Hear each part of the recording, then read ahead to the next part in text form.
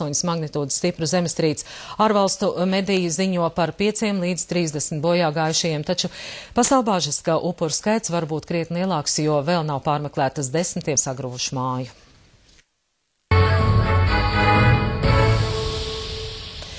Ar rūpnīcu, kurā 40 gadus ražoja kādreiz tik populāro abavu, selgu un citus radioaparātus, cieši saistīta vai ikviena kandavnieku ģimene. Konvejeru troksnis gan jau sen noklusis, bet tā darbinieki joprojām reiz 5 gados pulcējas rūpnīcas salidojumā. Šoreiz ap 200 kādreizējo darbinieku atzīmēja Kandavas radio rūpnīcas 50. gadskārtu. Turpina TV Spektrs. 40 gadus uz Kandavas radio rūpnīcu ikdienu plūdas simtiem un ražotnes ziedu laikos pat vairāk nekā 1000 cilvēku. Šodien Jelgavas iela kļuvusi pavisam eiropeiska, bet rūpnīcas teritorija pieder 7 privātīpašniekiem un daļu no tās grauž laika zops. Bet vārdam radio kandavnieku ausīs joprojām ir maģiska skaņa, un ik pa 5 gadiem radio rūpnīcas klubā simtiem ļaužu pulcējas īpašā salidojumā.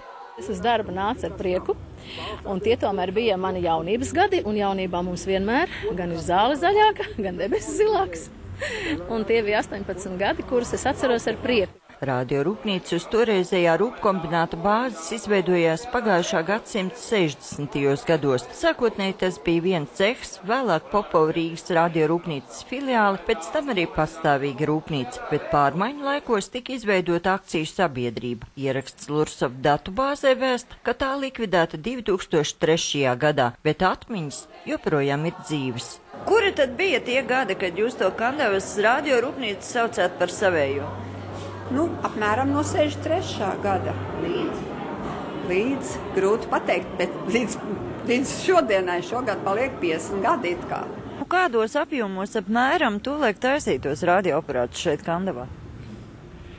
Es precīzi nepateikšu, bet, jebkurā gadījumā selgas ražoja 1000 mēnesī, jau vairākus tūkstošus, un mazos aparātus, bet lielos arī bija attiecīgi skaitļi, novadīti, kur bija jācīnās nopietni, lai pat 3 maiņās strādājām.